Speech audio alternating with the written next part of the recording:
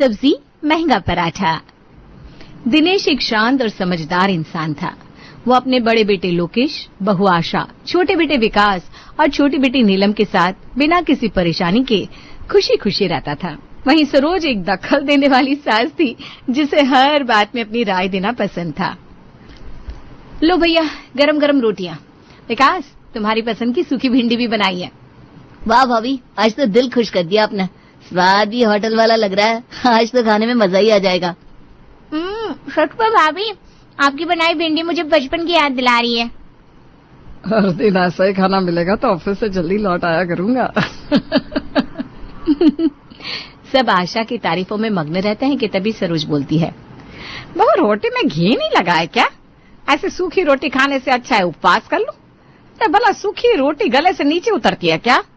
अब मम्मी जी अभी घी लेकर आती हूँ। आशा थोड़ी घबरा जाती है और जल्दी से किचन में जाकर घी लगी रोटी लेकर आती है, लेकिन सरोज उसे दोबारा टोकती है। ये लो, अब तो रोटी को घी पिला दिया। जब इतना घी लगाना ही था तो पराठा ही बना देती। बताओ भला, इतना घी लगी रोटी खाई जाती है क्या?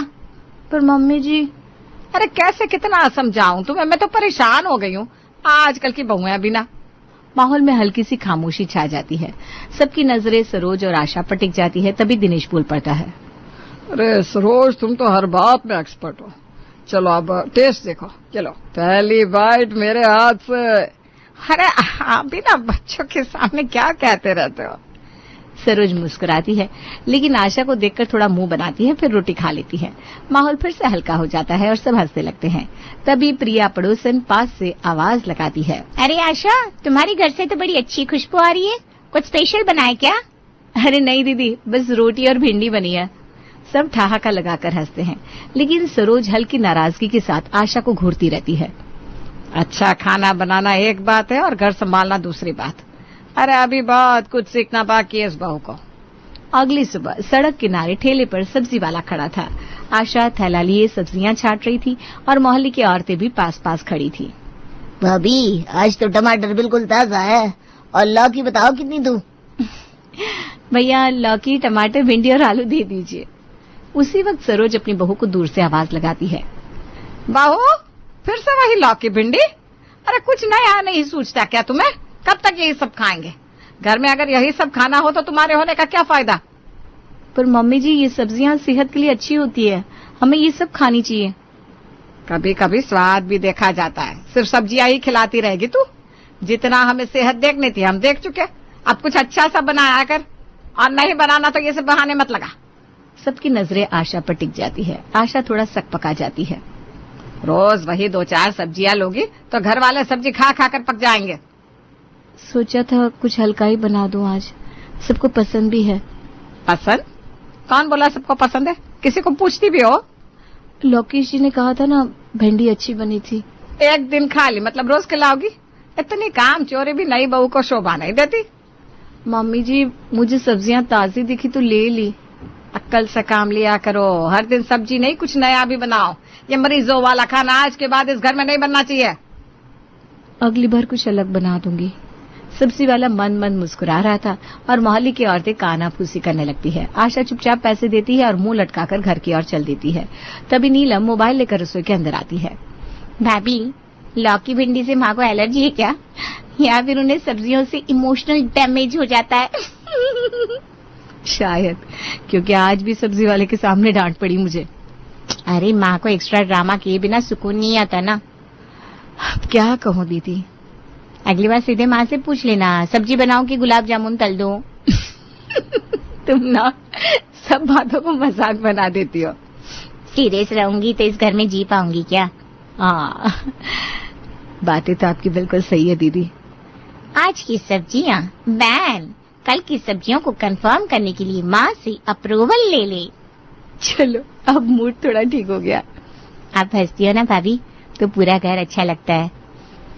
नीलम की हल्की फुल्की बातों से माहौल फिर से सामान्य हो जाता है, लेकिन आशा के दिल में कहीं न कहीं सरोज की हर बात टिस छोड़ जाती है।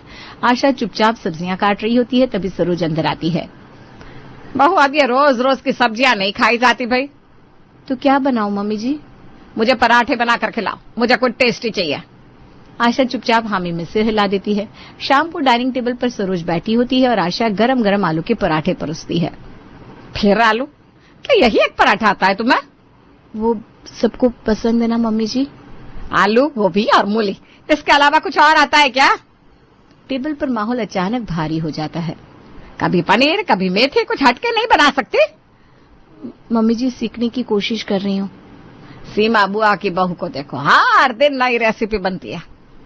आशा चुपचाप आंखें झुकाकर पराठा समेटने लगती है। सरोज दोबारा बोल पड़ती है। बहू तुम तैयारी करो, मेरे साथ 2 से 3 दिन उनके घर रहने चलो। मम्मी जी अभी? हाँ आज ही, वहीं से सीख कर खाना बनाना। आशा की आंखें भर आती हैं, पर वो कुछ नहीं कहती। सरोज सीमा बुआ के घर फोन लगाती है। हाय सरोज, क्या बात है बहन, आज कैसे फोन किया? कल मैं अपनी बहू को लेकर तेरे घर आ रही हूँ 2-3 दिन के लिए। अरे सब ठीक तो है ना? ठीक क्या खाक होगा? अरे इसे कुछ आता ही नहीं। तेरी बहू की बड़ी तारीफ सुनी है, वही अब इसे कुछ सिखा सकती है। बस इतनी सी बात। लिया, हमारी बहू के साथ 1 हफ्ते में होटल खोल लेगी तेरी बहू। सरोज फोन रखती है और आशा की ओर देखती है। कल सुबह तैयार रहना, तेरे सीखने का वक्त आ गया है। आशा सिर झुकाकर चुपचाप वहां से निकल जाती है। अगले दिन सुबह सरोज और आशा सीमा के गेट के बाहर खड़ी होती हैं। अंदर से सीमा बुआ हंसती हुई बाहर आती है। अरे आ गई महारानी। अरे बहू जी नमस्ते। नमस्ते बुआ जी। सीमा दोनों को अंदर ले जाती है। तभी सीमा की बहू सरला ट्रे में पानी लेकर आती है। आइए भाभी जी पानी पीजिए, फिर हम किचन की दुनिया में कदम रखेंगे। अब ये तेरे हवाले है सरला, इसे कुछ ऐसा सिखा दे कि मुझे भी रोज नया स्वाद मिले।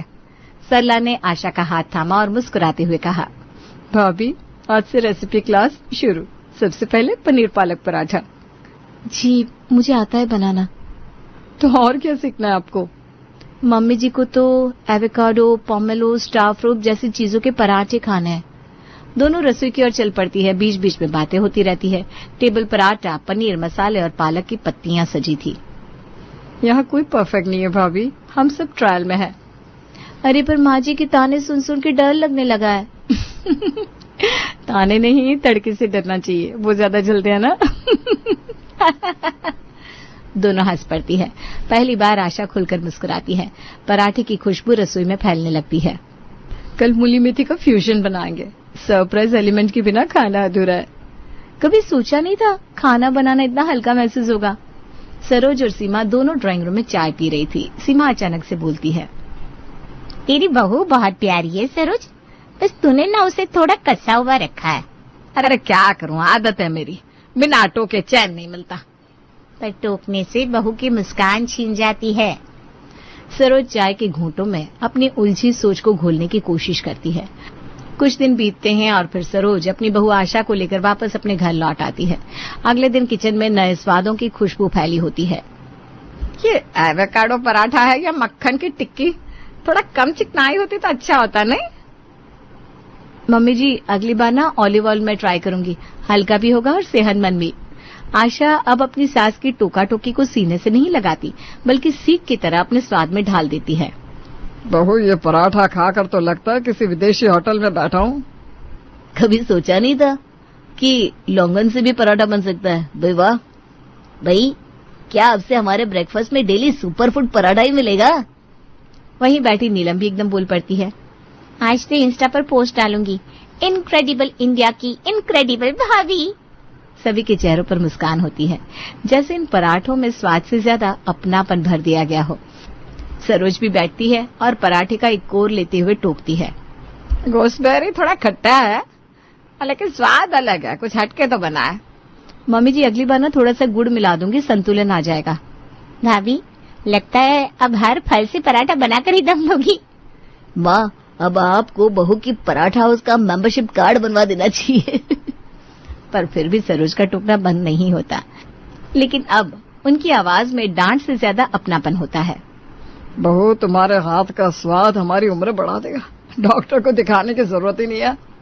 अब तो ऑफिस वाले भी पूछते हैं तुम्हारी बीवी क्या स्वाद खाना बनाती है, रोज नया स्वाद आता है।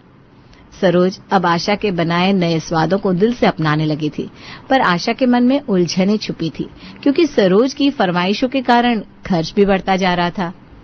मैंने तो सबका भला सोचा था, बजट भी सही रहे और खाना भी स्वादिष्ट हो। पर मम्मी जी को तो शाही खाना चाहिए।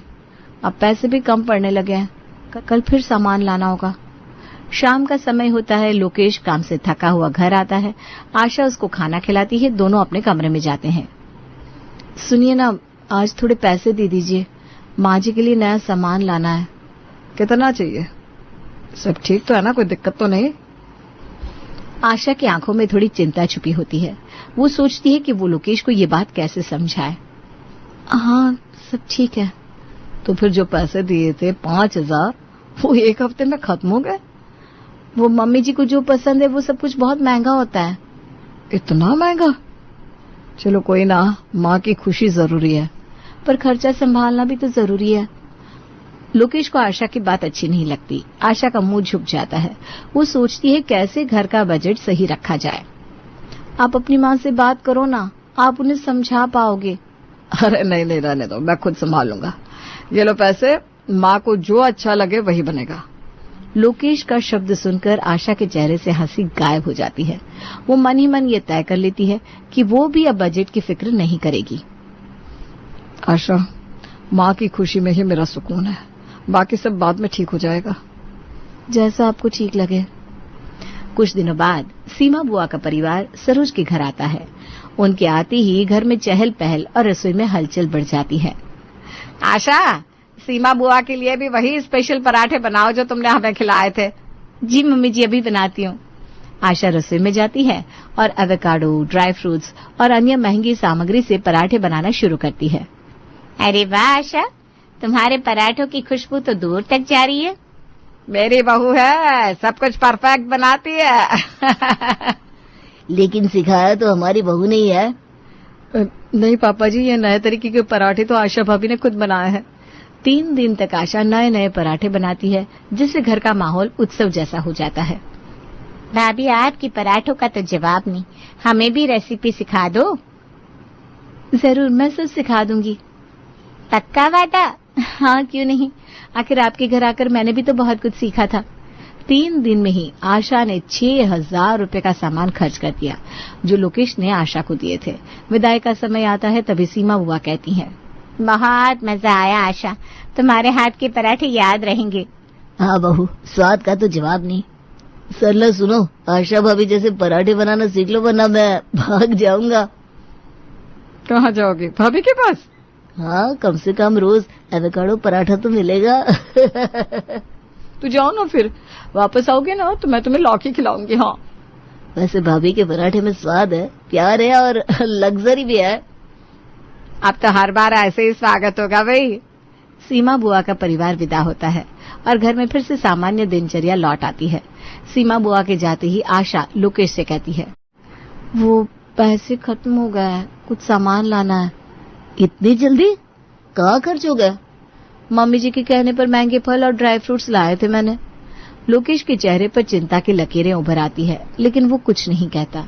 लोकेश पर्स से पैसे निकालकर आशा को देता है। ये लो, जो माँ को पसंद है वही बनाओ। ठीक है, जैसा आप सही समझे। लोकेश पैसे तो देता है, लेकिन मन ही मन उसे अब बजट की चिंता सताने लगती है। वो बिना कुछ सोचे अपनी माँ के पास जाकर बात करता है। माँ, एक बात कहनी है। आपकी हर बात में टोकने की आदत से ना घर का बजट हिल गया है। क्या मतलब है तुम्हारा? अरे मैं तो सिर्फ सबके अच्छे के लिए कहती हूँ। महीना अभी आधा भी नहीं हुआ और 10,000 रुपए खत्म हो चुके हैं माँ। सरोज के हाथ से अखबार छूट जाता है। उसका चेहरा कुछ पल के लिए सन्न रह जाता है। इतना खर्च? पर मैंने तो बस अच्छे खाने के लिए कहा था। माँ, एवोकाडो, पोमेलो और ड्राई फ्रूट्स, ये सब रोज खाने से खर्च कैसे नहीं पड़ेगा? ठीक है बेटा, तुम चिंता मत करो, मैं बहू से बात करूंगी। सरोज का स्वर अब सख्त नहीं मुलायम था। वो पहली बार रसोई में जाकर आशा से मीठी आवाज में कहती है, आशा, कल की सब्जी ना बहुत स्वादिष्ट बनी थी। आशा चौंकती है, फिर धीरे से सर उठाकर माँ जी की तरफ देखती है। धन्यवाद मम्मी जी। तू तो वैसे भी हर काम सलीके से करती है, खाना बनाने में तो कमाल है भाई। सच मम्मी जी? और नहीं तो क्या, झूठ बोलूंगी। ये जो फैंसी पराठे ना, एवोकाडो वगैरह अच्छे हैं, लेकिन हफ्ते में एक बार काफी है। हाँ बेटा? सरोज की आवाज में आज आदेश नहीं, सुझाव था। सब्जी दाल में जो बात है वो पराठों में कहा, और सेहत के लिए भी सही है। जी मम्मी जी, जैसा आप कहें। अब से हफ्ते में एक ही बार बनाऊंगी। सरोज का चेहरा नरम हो जाता है। आशा को सब समझ में आ जाता है। वो मन ही मन सोचती है, आखिर ऊंट पहाड़ के नीचे आ ही गया। रसोई की गर्मी से आज एक मीठा सा पल पिघल गया था। एक तरफ सरोज ने टोकना छोड़ा, वहीं दूसरी तरफ रिश्ते ने समझदारी की दस्तक दी।